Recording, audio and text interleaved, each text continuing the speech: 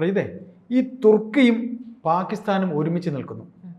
ഇതിനെതിരെ, അതായത് ഭീകരതയ്ക്കെതിരെ പുതിയൊരു അച്ചുതണ്ട് രൂപപ്പെടുന്നുണ്ടോ? അതായത് തുർക്കി പാകിസ്ഥാൻ ആയുധങ്ങൾ സപ്ലൈ ചെയ്യുന്നു. അതെ. അതുവഴി സത്യത്തിൽ അവർ പ്രോത്സാഹിപ്പിക്കുന്നത് ഭീകരതയെ തന്നെയാണ് എന്നത് സംശയമൊന്നുമില്ല. ഉറപ്പ്. ഇതിനെതിരെ ഒരു പുതിയ ലോകക്രമം വരുന്നുണ്ടോ എന്നുള്ളതാണ് ലോകശക്തികൾ. അതെ. അങ്ങനെ നോക്കുകയാണെങ്കിൽ ലോകത്തിലെ പുരാതന സിവിലൈസേഷൻ ഒരു ശക്തി പ്രാപിക്കുന്നുണ്ട് എന്ന് പറയേണ്ടി വരും. അപ്പോൾ ആ ലോക രാജ്യങ്ങൾ ഏതൊക്കെയാണ് എന്നുള്ളൊരു ചോദ്യം വരും. ഒന്ന് ഗ്രീസാണ്, രണ്ടാമത്തേത് ഇസ്രയേലാണ്, മൂന്നാമത്തേത് സ്വാഭാവികമായിട്ടും ഇന്ത്യയാണ്, ഭാരതമാണ്. അപ്പോൾ അത് പുരാതന സിവിലൈസേഷൻ എന്ന് പറയുന്നത് എന്താ പറയുക, ഇസ്രയേലിലൊക്കെ 3000 വർഷം പഴക്കമുള്ള ഒരു സിവിലൈസേഷനാണ്. അതുപോലെ തന്നെയാണ് ഈ പറയുന്ന ഗ്രീസും. പക്ഷേ അത് വെച്ച് നോക്കുമ്പോൾ ഇന്ത്യ എന്ന് പറയുന്നത് ഏതാണ്ട് ഒരു 5000 വർഷം പഴക്കമുള്ള സിവിലൈസേഷനാണ്. അതുകൊണ്ടാണ് നമ്മൾ പുരാതന ശക്തികൾ എന്ന് പറഞ്ഞത്. ഏറ്റവും പുരാതനമായിട്ടുള്ള ശക്തികളാണ് ഇവർ എന്ന് പറയുന്നത്. ഈ തുർക്കിക്കെതിരെ ഇന്ത്യയുടെ നടപടിക്രമങ്ങൾ വളരെ ശക്തമായ രീതിയിൽ മുന്നോട്ട് പോയിക്കൊണ്ടിരിക്കുകയാണ്. അതിന് എന്താ പറയുക, പാകിസ്ഥാന് സപ്പോർട്ടാണ് ഈ കൊടുക്കുന്നത്. അതുപോലെ തന്നെയാണ് ഗ്രീസും പാകിസ്ഥാനും തമ്മിലും അത്ര നല്ല ബന്ധമല്ല. അത്ര എന്ന് ചേർക്കേണ്ട അത്ര എന്ന് ചേർക്കേണ്ട ആവശ്യമില്ല എന്നുള്ളത് തന്നെയാണ്. അപ്പോൾ അങ്ങനെയാണ്. പിന്നെ ഇസ്രായേലിന്റെ കാര്യം അറിയാം.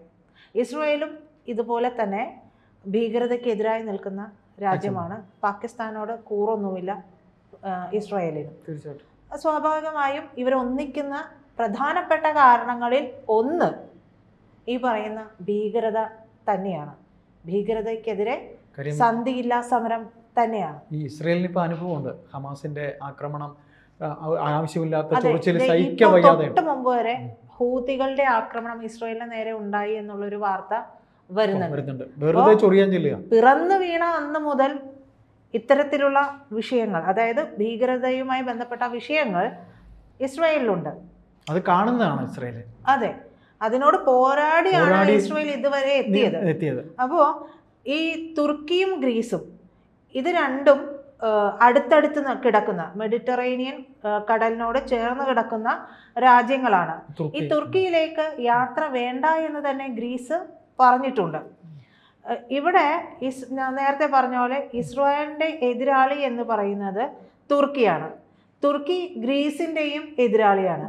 ഇപ്പോ തുർക്കി എന്ന് പറയുന്നത് ഇന്ത്യയുടെയും എതിരാളിയാണ്.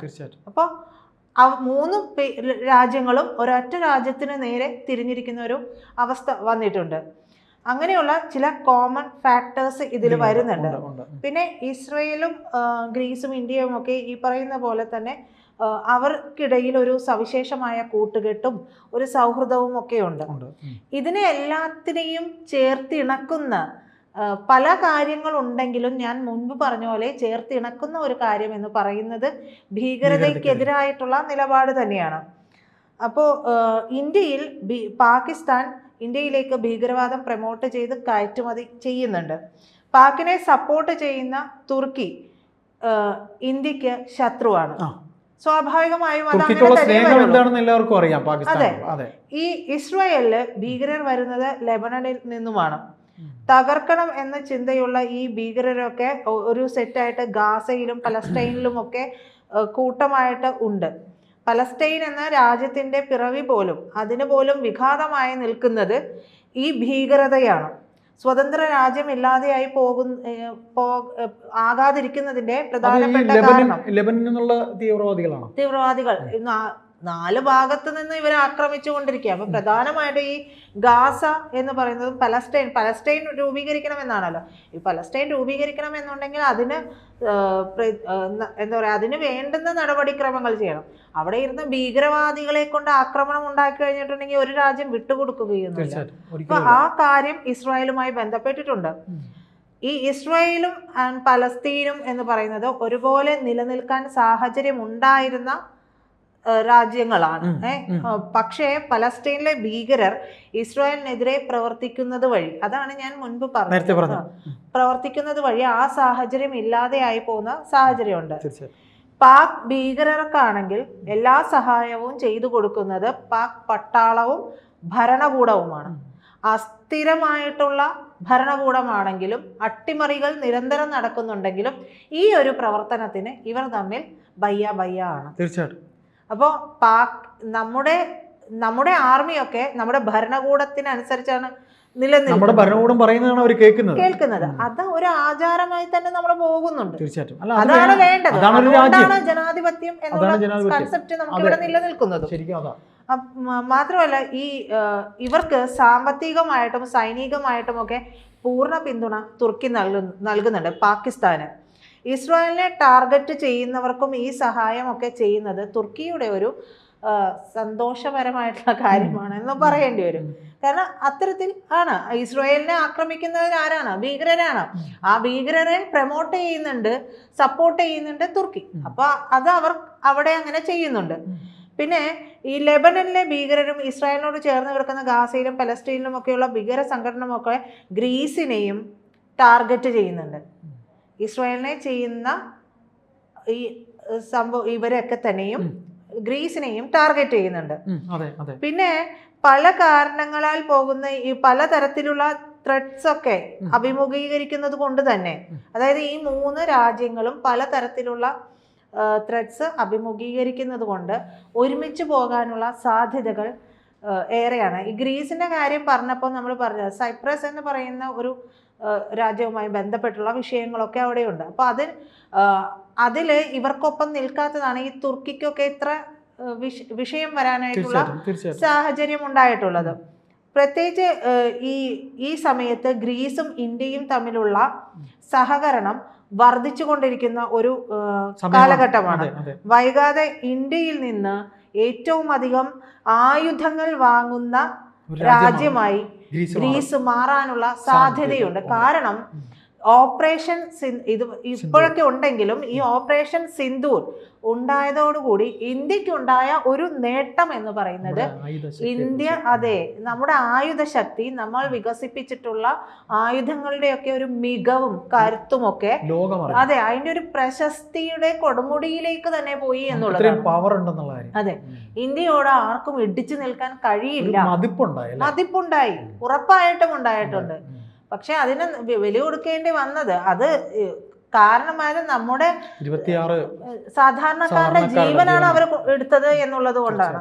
അപ്പൊ ഇന്ത്യക്ക് ആരോടും അങ്ങോട്ട് ചെന്ന് മെക്കിട്ട് കയറാൻ യാതൊരു താല്പര്യവും ശക്തി ഉണ്ടെന്ന് പറഞ്ഞ് ചുമ്മാ ചൊറിയാനൊന്നുമില്ല. നമ്മളിതൊക്കെ കരുതി വെച്ചിട്ടുണ്ട്. അപ്പൊ അമേരിക്ക പറയുന്ന ആകാശോ, അവന്റെ കയ്യിൽ ആകാശം ഏതാണ്ട് ഈ ചൈനീസ് മിസൈൽ പോലെ ഇരിക്കും. അങ്ങനെയാണ് ട്രംപ് ധരിച്ചിരുന്നത്. പക്ഷെ അവിടെ ഈ ആകാശ് മിസൈലിനെ പറ്റിയിട്ടുള്ള ഇത്രയും കാര്യമായിട്ടുള്ള വിവരങ്ങളൊന്നും, അതായത് ആകാശ് ഇത്രത്തോളം ഭീകരനാണ് എന്നുള്ള വിവരമൊന്നും എത്താത്തതിനെ തുടർന്ന് ട്രംപ് അതെന്തുകൊണ്ട് വൈറ്റ് ഹൗസിലേക്ക് ഈ വിവരം എത്തിയില്ല എന്നുള്ളതിൽ അന്വേഷണം പറഞ്ഞിട്ടുണ്ടെന്ന് അറിയുന്നത്.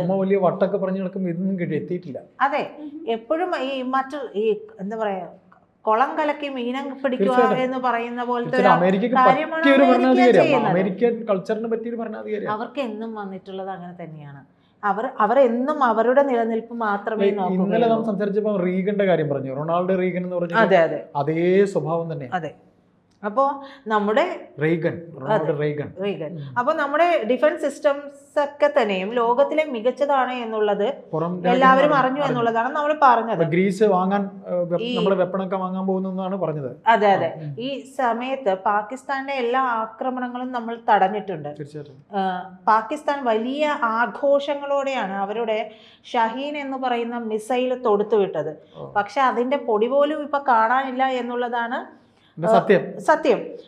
ഇത്രയും മികച്ച ആയുധങ്ങളൊക്കെ വാങ്ങാൻ വേണ്ടിയിട്ട് ഗ്രീസും ഇപ്പോൾ തയ്യാറാകുന്നുണ്ട് എന്നുള്ളത്. എന്തുകൊണ്ട് അവരുടെ ആയുധപ്പുര ഇത്രയും മികച്ച ആയുധങ്ങൾ കൊണ്ട് നിറച്ചുകൂടാ?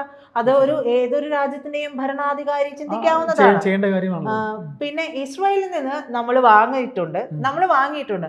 പക്ഷെ ഇപ്പൊ ഇസ്രായേലും മിക്കവാറും ഇത്തരത്തിലുള്ള ആയുധങ്ങളൊക്കെ നമ്മുടെ കയ്യിൽ നിന്ന് തിരിച്ചു വാങ്ങാനുള്ള സാധ്യതകളുമുണ്ട്.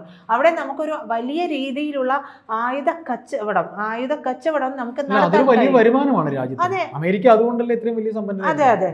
അപ്പൊ ഇതിലൂടെ ഇന്ത്യ സ്വയം പര്യാപ്ത രാജ്യമായി എന്നുള്ളത് കൂടി വിളിച്ചു പറയുന്നുണ്ട് മറ്റു ലോകരാജ്യങ്ങളോട്. ഈ ആഗോള തലത്തിലാണെങ്കിലും ഇന്ത്യയുടെ പ്രാധാന്യമൊക്കെ വർദ്ധിച്ചിട്ടുണ്ട്. തുർക്കിയുടെ ഭീഷണി ഗ്രീസിനായതുകൊണ്ട് തുർക്കിയെ സപ്പോർട്ട് ചെയ്യുന്ന ഭീകരരുടെ ഭീഷണിയും ഒക്കെ ഉണ്ടാവും ഗ്രീസിന് നേരെ. അപ്പോൾ അവരെ നേരിടാനുള്ള വ്യോമ പ്രതിരോധ സംവിധാനങ്ങളൊക്കെ ഇന്ത്യയുടെ കയ്യിലുണ്ട് എന്നുള്ളത് ഗ്രീസും ഈ സാഹചര്യത്തിൽ മനസ്സിലാക്കുന്നുണ്ട്.